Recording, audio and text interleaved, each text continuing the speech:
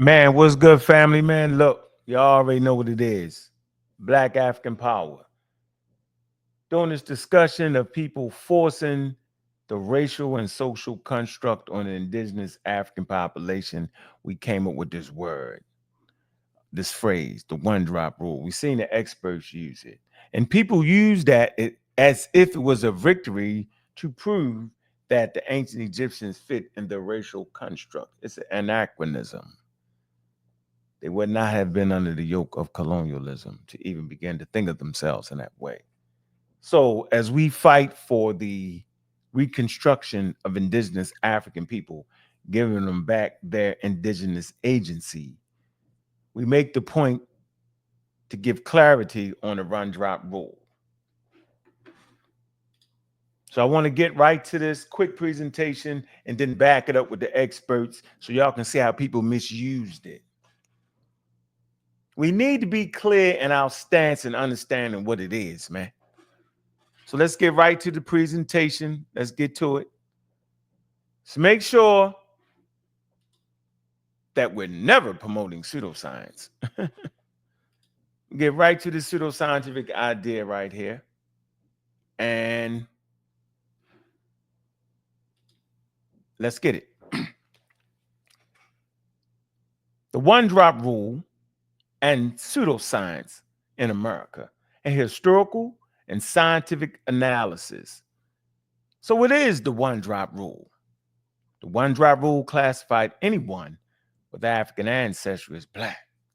Originated during slavery and Jim Crow to maintain racial boundaries. We got to be careful, people, as to not maintain racial boundaries, specifically when talking about ancient populations.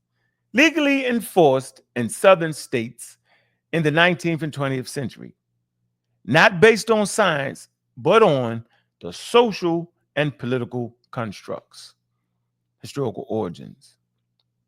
Colonial laws defined mixed race individuals, preserving slavery. So it actually preserved slavery. Particus sequitur ventrum. Status of a child followed the mother. Once again, the status of a child followed the mother. So whatever the mother was, that's what the child was. The Racial Integrity Act of 1924 institutionalized the rule. So they used acts and rules and regulations to institutionalize it, meaning it was all in the institutions. Enforce binary racial categories, white versus non-white. Why it is pseudoscience? Modern genetics shows race is a social construct. No pure races exist. Human variation is continuous. The rule misrepresents inheritance and genetics based on racial essentialism, now discredited by science. Modern scientific understanding, human beings share 99.9 of their DNA. African ancestry does not dominate or erase European ancestry. The Human Genome Project confirms that race has no clear genetic basis. One drop rule persists as social and historical artifact. Once again, the one drop rule persists as a social and historical artifact. We got the sources here: American Anthropological Association, Statements on Race, 1998. Okay, we got Andre, Race in North America, 2012. We got Henry Louis Gates Jr., One Drop Rule on PBS. I suggest y'all look at that, 2004. And Mr. Allen, Biological Races in Humans, 2013. Man, so that's what it is. That's that quick presentation. So now y'all should be up to speed. So whenever you hear an expert say the one drop rule, now you can properly put it in this context and understand what the hell they was trying to say. Look, man, I appreciate y'all, man. Let's sit back, man, and let's hear what these experts got to say, man, about the pseudoscientific one drop rule. Boy, y'all know. Bobby banger from the block, seen it all raw tough. Streets of Baltimore where survival's always rough. Joined the Marines fighting for a life he could save. But back in the hood, he felt like a runaway slave. Started an army, not of guns but of wisdom. I'm a rock squad, truth the anthem, we ain't just a God killer. Bobby banger on his path for the truth. Empower the people, give them wisdom as the proof. Black power rising, knowledge shines like a light. He's fighting for the future, ready to ignite.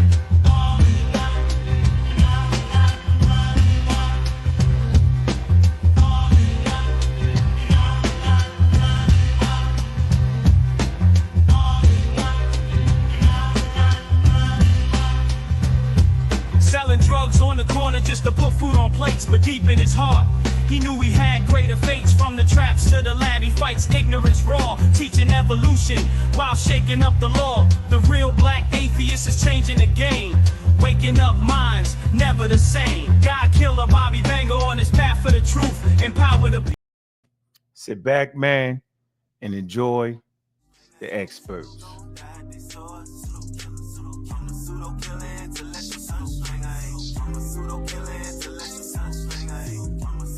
Own them, or these people are, the population was separated in such a way that we created things, very cruel social systems in the United States, like the one drop rule, with which both of you and everybody listening is very familiar, that you just need one small part of being black and then you're all black. Correct. Right? Correct. Now, you go and talk to an African person, particularly a North African person, and you say, oh, are these people black?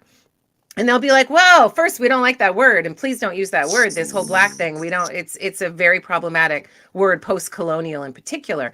And second, they'll be like, what you guys are calling black is not what we call black. And because if anyone is mixed race, which I think is a term we might apply to many Black Americans, people of African descent in the United States, or I know Jamaica is also a homeland, and there you might have mixed race people, and then a North African would actually understand that better, but would not apply the word black to it.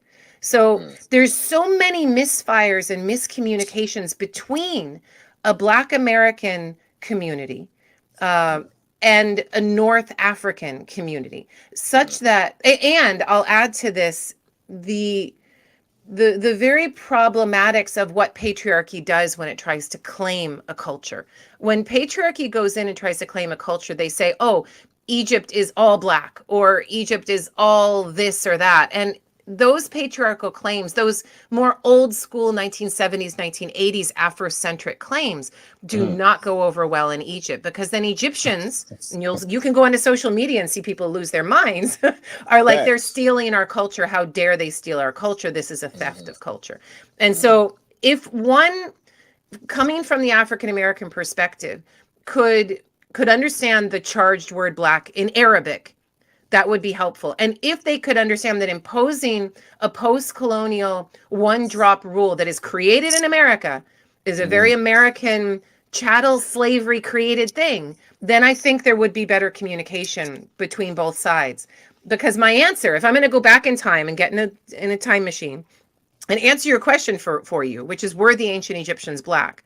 I would say, with the definition of black, and we use the word African, I mean, all ancient Egyptians are African, but Egypt is a confusing place because it is on the crossroads of three worlds: the African world, the Mediterranean world, and the Levantine West Asian world. And Egypt is there for people to cross the Sinai and go from West Asia to North Africa. Egypt is there on the Mediterranean for people to connect from Greece and the Italian peninsula and beyond into Egypt. And Egypt is there in Africa to connect with the rest of that massive, biggest continent that we have on planet Earth. And so there's a lot of mixing. So when people get into Egypt, are they African? Well, they're African now because they're there. But it means that throughout the thousands of years that Egypt has been considered a state, or before you had a state in Egypt, you already had a tremendous amount of mixing between peoples of different ethnic backgrounds, different genetic codes, just a lot of mixing. It's why Egyptian people are so beautiful, because heterogeneity is shown to make a more symmetrical face. But it's just a lot of mixture. And then one could ask the question, did the ancient Egyptian phenotype of skin color, which seems to be something people are very interested in, change through time? And the answer would, of course, be yes, because Egypt is occupied so many times after the Bronze Age by different types of people, starting with the Bronze Age collapse, and you get all these sea peoples coming in from across the Mediterranean, northern Mediterranean, Greek mainland, places like that. You're going to make Egyptian lighter, at least in the north, but probably in the south too. And then you're going to get an invasion from, or an occupation from Ptolemaic peoples in the 3rd and 4th centuries. That is going to make BC, make Egyptian lighter in a sense. And then you're going to get the Arab invasion, and you're going to have that occupation from West Asia. You're just going to bring in another admixture. You're not like changing the population, but you are creating a different dynamic mixture within the population. And how you track that, I mean, good luck with genetic tests. But that was a lot. That was a lot. So I'll throw it back to you guys, and you can pick it out. That point you made is very important about the population remaining. So in your professional opinion, you feel population really hasn't turned over, but it has mixed? It has mixed, and there was a study that National Geographic did in the 2000s, and you can't find it online anymore. They removed it. This is so hot that National Geographic is like, take that study down. So you can find...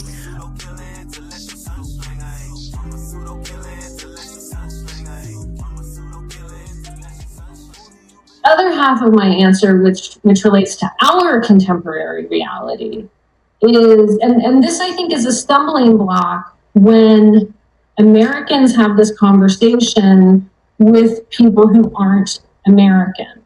Because in America, we have a specific understanding of what constitutes Black in terms of race, right? Because we grew up in this environment where we have this one drop rule, right? Where people in Egypt, for instance, many people in Egypt would say that their skin tone is not Black. But if you brought them to the American South in 1940, they would very much be Black. So there's kind of a cross-cultural misunderstanding of what we're talking about when we talk about Black.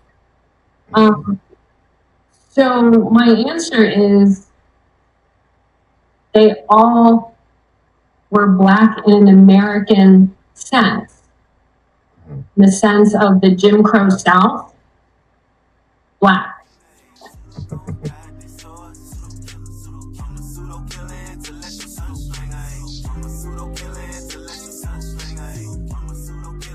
There were a number of prominent Americans that history has treated as whites who, by his criterion or criteria of who is Black and white, according to society's definition, were Black. Oh, now, not according to Rogers' definition now. Understand, and this is the irony of it all, and this is the trap. Black people have never written any definitions of race, any definitions of what a people mean, has been. I mean, they have never said that these people with these kind of traits belong here. Because modern racism had its development in the pseudo-scientific development of intellectual Europe after the 15th century. And they began to say that certain kind of people belong to certain kind of race, and they created the concept of race and racism itself. Now, according to the laws that's still on the statute book of the United States and some other parts of the world, one drop of us makes you a whole. Now, this ridiculous law and stipulation and measurement has given Black people a lot of white people according to that law. Now, it has given us Beethoven, who was called a dark Moor. Now, he was probably one of the many olive-complected Europeans that you see in the millions throughout Europe. But in the States, in the United States, they say that if you have one drop of blood of a Black person, you're a whole Black person. Now, by this stupid law, we have a whole lot of white people. There's a whole lot of people that think they're white that belong to us. We might claim all of South America because the Spaniards were mulattoes when they got there, having been mixed with the Moors for nearly 800 years, and they were even before the Moorish conquest. Mediterranean Europe was highly mixed with Africa, because nobody thought anything of it, because they were a mixture of power and influence and trade, and they got along fairly well together for hundreds of years before they turned on each other. And I don't say it did the Europeans any harm, because the handsomest people in Europe are the olive-complected people who mix with the Africans. You're saying in essence that there's no such thing as a race. Oh, I maintain that race is the phoniest issue ever invented by the mind of man. The European invented and developed the concept of race. There's really no such thing as a race, because nature created no races. The whole race is a man-made thing. You know, well, how did people get to be French and English? Well, different climatic conditions and migrations and amalgams of different people, and migrations of people into your country, migrations of people out. All right. Now, this is an ethnic grouping as against what we call race. If you go back and you look at an old dictionary, you won't even find a definition for a race. Race grew out of the pseudo-scientific development of Europe. And this is what Rogers was addressing himself to, and saying that according to your rule, which is ridiculous, a lot of you belong to us. Well, in another context, if race is arbitrary, then could we say that being called black was a political term? It's a political term, and a term which indicates our self-awareness at this juncture in history. And I think we really need it. We need to really bathe in blackness for a while, but I wish we'd get the bath over with and go on to something a little more important, because black in itself is not an ethnic term. Black tells you how you look, but it don't tell you who you are. We are essentially an African people. Wherever we live on this earth, we're essentially an African people. And we relate to the millions of African people throughout the world, including the uncounted millions of Africans in Asia. The word Afro-American or African-American would probably be more appropriate and more honest and more in keeping with what we actually are. Because all of us are not positively, physically, real jet black.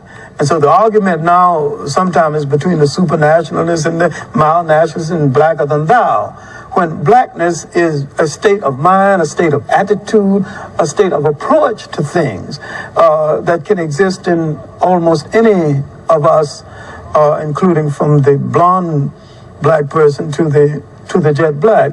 And the jet black can be traitors, and they can be patriarchs. They can be a whole lot of... See, we've been everything in history from saint to buffoons.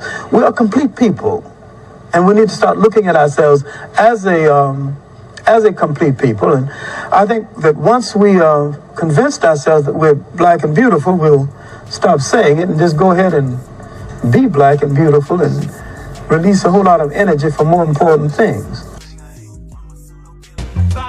From the block, seen it all raw, tough. Streets of Baltimore where survival's always rough. Joined the Marines fighting for a life he could save. But back in the hood, he felt like a runaway slave. Started an army, not of guns but of wisdom. I'm a rock squad, truth the anthem, we ain't just a God killer, Bobby Banger on his path for the truth. Empower the people, give them wisdom as the proof. Black power rising, knowledge shines like a light. He's fighting for the future, ready to ignite.